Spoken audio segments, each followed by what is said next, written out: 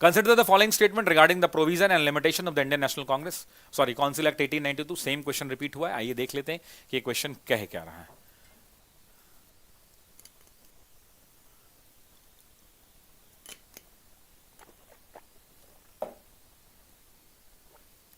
Sir आप class लीजिए. कशिश कवि 51, यस टायर्ड. तो बाबू आप लोग अगर टायर्ड हो गए तो सरसों तेल लेके कड़िया मलिया में मलवाइए अपनी मम्मी पे, है ना. बिया अगर आपका हो गया तो सास से मलवाइए और तरोताजा होकर पढ़ाई करिए. अब क्या ही बोल सकते हैं. अब अगर विद्यार्थी कहे अपने जीवन में कि sir I am feeling tired, तो अरे भाई अगर तुम अभी विद्यार्थी जीवन में थक गए तो जीवन आगे कैसे चलेगा. जीवन जीना बाकी है. अगर तुमको इंडिया से बाहर जाने का मौका मिलेगा, London, Bali, Paris, US, so will say कि नहीं नहीं हम अमेरिका घूमने नहीं जाएंगे, बहुत थक गए हैं. नहीं, खाली पढ़ाई में थकान होता है इन लोगों को. These people only get tired during studies only. If you tell him that we have to go to mall, if you have to, you will tell the students that we will be planning a party today with the murga bhat, they will be very happy. There will no tiredness. But once you say you have to study for a continuous 1 to 2 hours, they will be getting tired.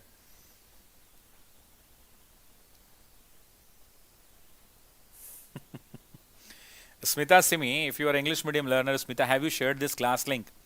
Because it will be a kind of motivation to us, Smita, because we are only one YouTube channel in Pan India who is working really hard for the English medium aspirants, and that too for the BPSC aspirants for the core English medium classes. So we need your support.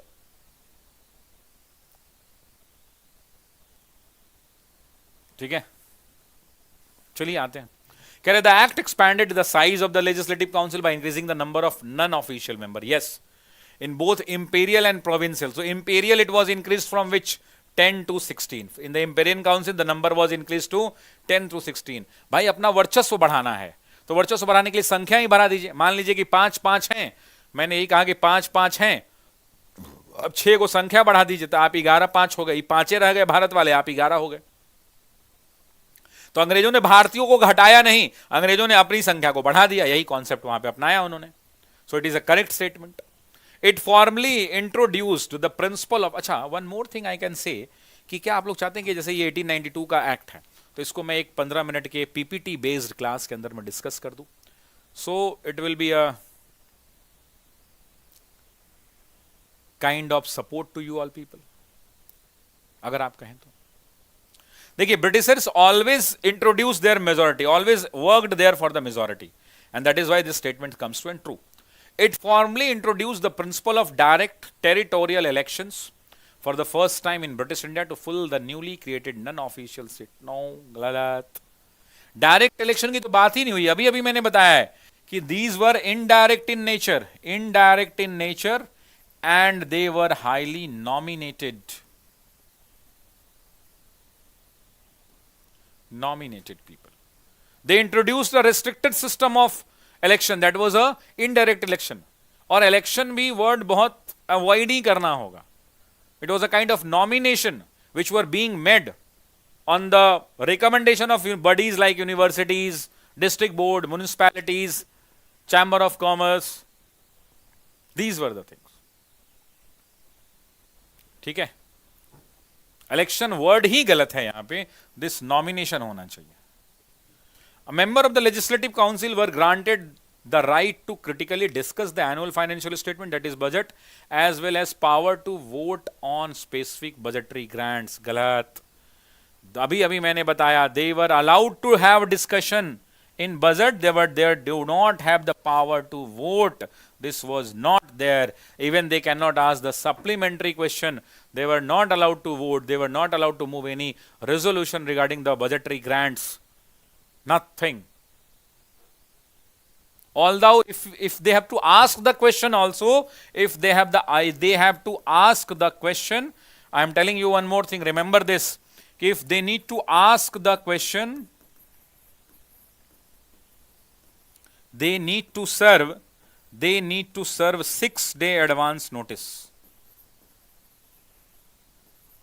6 दिन पहले आपको notice देना पड़ेगा कि साहब हम पूछना चाहते हैं, हम भारतीय हैं और हम बजट पर कुछ सवाल पूछना चाहते हैं, कुछ डिस्कशन में हिस्सा लेना पाते हैं.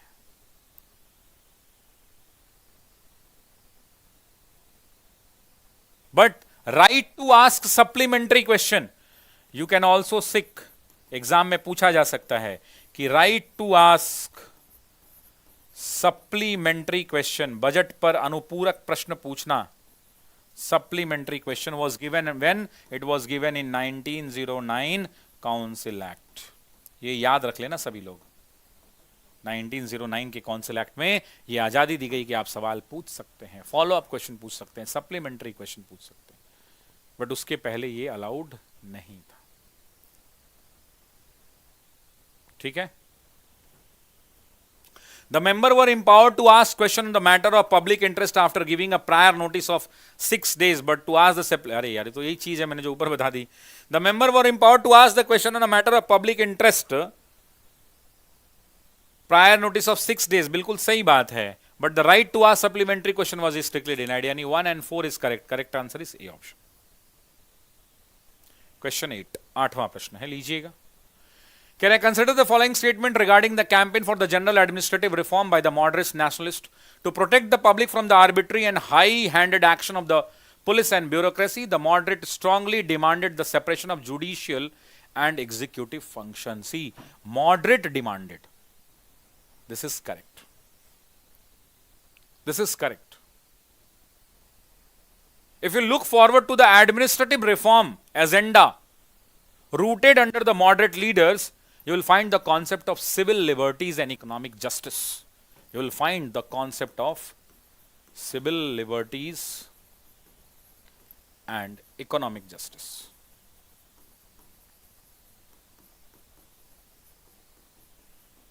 And economic justice. And these were the concept under the class of a moderate leaders.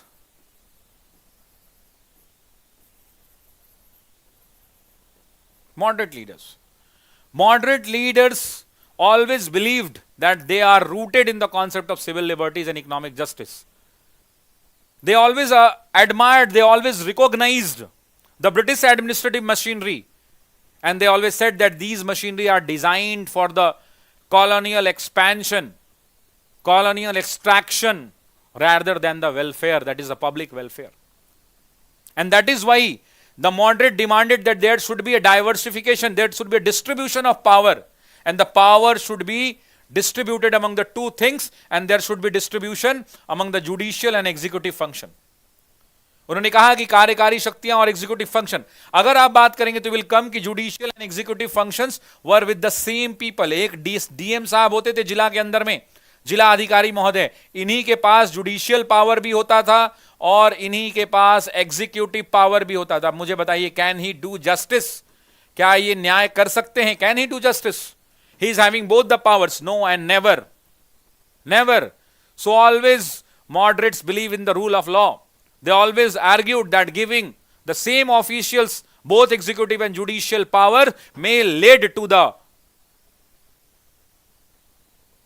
tyranny, and they consistently demanded that there should be a separation of power and a fair separation of power. And that is why this statement is correct. Second statement. The early nationalists, yani moderate, broadly supported the British annexation of Burma and the aggressive forward policy in the northwest, believing it was necessary to secure India's border from the external threat. ये गलत है. आपको ही पता है कि Burma को अलग किया गया. बर्मा को upper Burma, you always remember, exam में तो पता भी होना चाहिए कि upper Burma was annexed in the year, which year? In 1885, when the Congress was formed. So moderators, जो moderate leaders थे, the moderate leaders, they strongly opposed. उन्होंने कहा कि नहीं, गलत कर रहे हो तुम, बर्मा, अपर बर्मा को अलग मत करो. You are following the forward policy in the northwest. I am opposing this. So Indian National Congress, or the moderate leaders, or the primary leaders, or the nationalist leaders strongly opposed the annexation of Upper Burma in the year 1885. And the forward policy in the northwest also was being strongly opposed. These leaders always criticized that these moves, the moves as an imperialist expansion carried out at the expense of the Indian taxpayer. इनका कहना था कि भाई आप अपने देशों की क्षमता की सीमाओं को बढ़ा रहे हैं, आप बर्मा को एनेक्स कर रहे हैं, आप नॉर्थ वेस्ट के अंदर में फॉरवर्ड पॉलिसी ला रहे हैं, लेकिन उन सब में पैसा भारत के लोगों का खर्च हो रहा है, इसलिए हम इसका समर्थन नहीं करते हैं, इसका विरोध करते हैं, क्योंकि Indian tax payer money are being utilised for carrying these operation either the annexation of upper Burma और the forward policy in the north west. और इसलिए इन लोगों ने बिलीव किया, इसलिए नहीं बिलीव किया कि तुम गलत कर रहे हो, इसलिए बिलीव किया that the money is of whom? The money is of Indian taxpayer, भारतीय टैक्स पेयर का तुम पैसा खर्च कर रहे हो इन चीजों को करने में, इसका हम विरोध करते हैं। Economic critic was there, not the decision critic, not the formal critic. It was considered on the expense which was being made there was the money of the Indian taxpayer. That is why it was strongly opposed. The demand for the Indianization of the higher administrative service was driven purely by the political ambition of the educated elite, with the moderate ignoring the economic cost associated with the European officials. This is incorrect, my. Economic cost की बात कर रहा है, क्या बात कर रहे हो यार? Indianization was not purely for the political ambition. भारतीयकरण का राजनीतिक रूप से कोई लेना देना नहीं था। मॉडरेट इसलिए चाहते थे, मॉडरेट्स क्यों चाहते थे, मॉडरेट लीडर क्यों चाहते थे कि ज्यादा से ज्यादा भारतीय अधिकारी लाए जाएं?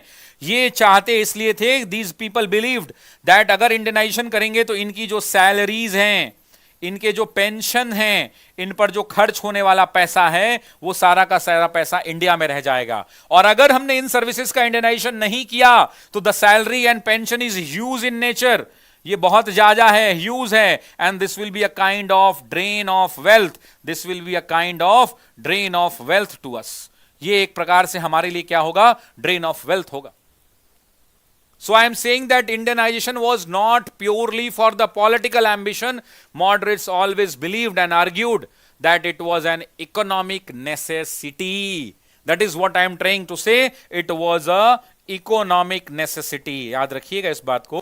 It was a economic necessity because the salaries and pensions which were being expanded, they were being very highly paid. And European officials were paid huge salaries and pension, and that pension and salary used to go back to the Britain, England, and that is why they don't wanted that huge amount should become. अगर भारत के लोग रख लेंगे तो सस्ता भी हो जाएगा और भारत का पैसा भारत में ही रह जाएगा, यही इनका कहना था। ठीक है, इसका पीडीएफ टेलीग्राम ग्रुप में वो मिल जाएगा और टेलीग्राम ग्रुप का लिंक ऊपर में लगा हुआ है, और ऊपर में एक लिंक भी लगा हुआ है, आप देख पाएंगे 72nd बीपीएससी प्लान https://t.me/t-officersacademy/a18538। यहां पे आपको हमारा रूटीन मिल जाएगा कि किस दिन कौन सा टॉपिक कवर किया जाएगा। ठीक है, इज इट क्लियर? ठीक है। दे कंसिस्टेंटली, फोर्थ पॉइंट देख लेते हैं, they consistently campaigned against the exorbitant military expenditure and demanded that those funds should be redirected towards the nation building। एकदम सही बात है भाई, कोई भी देश का नेता ये चाहेगा, एनी लीडर्स विल वांट कि भाई हम मिलिट्री एक्सपेंडिचर करके क्या करेंगे, हम तो खुद गुलाम हैं, हम तो तुम्हारे खुद जो है कॉलोनी हैं। So these moderate leaders always demanded for reducing the military expenditure, always. It was one of the core concept, core moderate demands. They always pointed that half of the Indian revenue, I am telling you that 50%, write it down, 50% of Indian revenue was being expended to the military। अंग्रेज इतने चतुर थे कि अपने military के लिए हथियार खरीदना है, बम बंदूक गोले बारूद खरीदने हैं, तो वो पैसा भारतीयों के टैक्स पेयर का पैसा होता था। And nearly half of India's revenue was spend on the army, and that army was serving the British imperial interest in Asia and in Africa rather than India security. Bharat के लोगों का important पैसा 50% से ज्यादा जो है ये मिलिट्री एक्सपेंडिचर पर खर्च हो रहा है, and that is why they demanded, moderate leaders ने कहा कि भैया इसको राष्ट्र बनाने की गतिविधियों में जैसे education, health and agriculture improvement में लगाइए। So 1 and 4 is correct, correct answer is C option.